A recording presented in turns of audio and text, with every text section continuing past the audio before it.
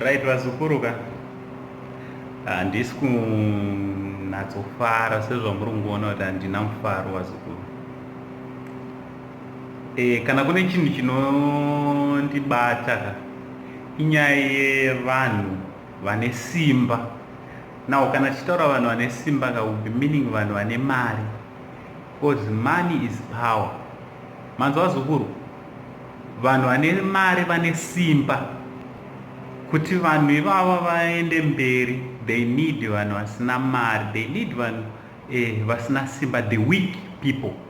And rega ndikuudzei chokwadi vazukuru, kana kune chinhu chakanaka pano panyika yaMwari, chinhu chinofadza Mwari, chinhu chekuti zvoni vanhu vane simba, the mighty, pavanova simba revasina simba, izvozvo zvinofadza Mwari zvisingaite, zvinofadza Mwari zvisingaite. Manzwa zukuru wangu?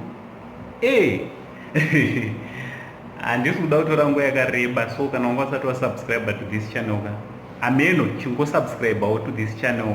Pamwe tichasurvive, pamwe hatisi kusurvive after zvandichataura panapa, but I believe with God is with us.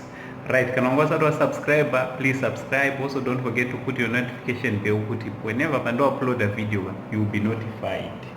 Nzwaika vazukuru ka Prophet Passion Java ka vabva vakandawo warning kune ma-YouTubers wese anonzi YouTuber wemuZimbabwe, wese ku-YouTuber wamunoziva anga achiisa ma-videos a Prophet Passion Java without Prophet Passion Java vasingazvizive, without his permission. Now he is saying he is going to vachasvika pavachaita action against ani nani akaisa ma-videos avo paYouTube. Ma-videos amanga muchiona pama-YouTubes kwakasiyana siyana. I can name a lot of YouTubers vanga vari vachiisa ma-videos a Prophet Passion Java, and kunyango kurira kuruita Prophet Passion Java, mostly it's because of my YouTubers who are working so hard kuti vainge vari vanoita kuti Prophet Passion Java panganai ange ari anoenda mberi. But listen kazva ndikuda kutaura vazukuru, inini sasekuru vakewo panganai, I just pray kuti ange ari anoona video inoi.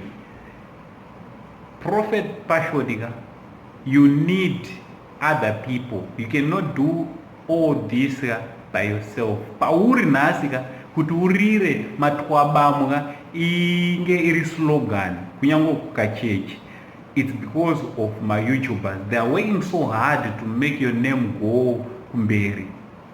Whatever you are doing, my YouTubers ka, they are working very hard kuti zita ra Prophet ka ridhume zvariri kuita izvi zvapanganai.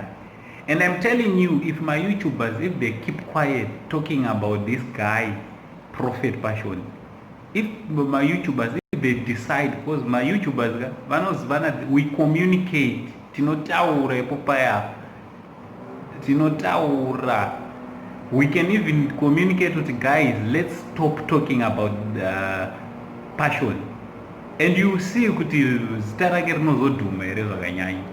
So you must know that you need my YouTubers, and my YouTubers, they need you, because my YouTubers kubasa kwanenge vari talking about you, my videos avo achifamba ka zvinovaita kuti navo vaone zvavanowana. Same applies newo paunenge uchitaura nezvako ka zita rako haringangotaurwa muzukuru ka pasina zvaunenge uchiwana. So what am I saying? If I in a relationship yakanaka, I mean not maZimbabweans takaita sei. maZimbabweans tinongori nekapfungwa kekuti umwe munhu afaniri kuita mari nokuda kwangu.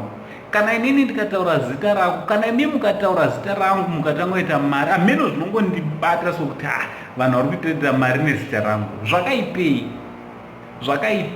You are a good person, you are giving vanhu mari. So zvii zvakaipa kuti ma-YouTubers awane mari through your name.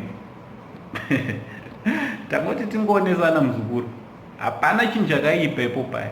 I thought you are one person akambotaura futi akati zvonini nyangwana wakataura hakuna chinonzi bad publicity ne good publicity, yese publicity. I thought tanga tiri muline rimwe chete. I thought nema-YouTubers makamuchinzwanana, but kana ari advisor ari kukupa advice ka, that advisor ka achakurasisa, because once ma-YouTubers, once social media stop talking about you, kudhuma kunogona kupera mukuru, kunogona kupera mukuru, kupera chaiwo muripo.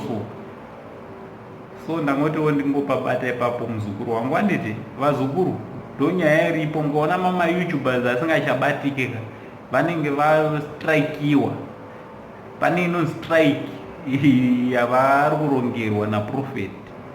Ndo chandango ndingouya nacho icho vazukuru, chiri kupisa, in case mukangozonana ankotisisipo inangu handiwanzoisa mavidheos evanhu. Ndo paipai pamunonzwa vazukuru vachiti chimbotipa proof yemavidheos, handikwanisi kuisa mavidheos evanhu just because of this issue. Iyoyi ndo inondipa kuti ndisaise mavidheos evanhu, but mavidheos ka vanhu vanenge vachimada semaV11.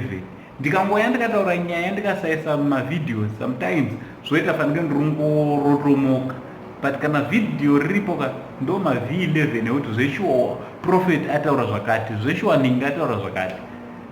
So thanks very much, thank you very much. Togona kutongotanga kutongotaura nezveumwe munhu asingatozikanwa akatotanga ita mbiri. Those are YouTubers for you guys. Kana ukadaita mbiri ka, taura nana angu, taura nana, enda kunana Zigo TV, enda kunana Ziki Media, enda kunana all those YouTubers, Adosho, enda kunana Shema. Tell them to talk about you. Bamukuru ka, bamunini, maiguru, mainini, muzukuru. Unoswera wadhuma patown kuita mbiri yekuti unoshaura kuti vanhu vanenge vakuda kutoziva anoita nezve. Nyange usina zvauri kuita, tangokutaura zita rako chete panapa. Mazvinzo ndo zvandangotiwo ndingouya nazvo, tingotaura, tingoonesana, vazukuru vasekuru Saint.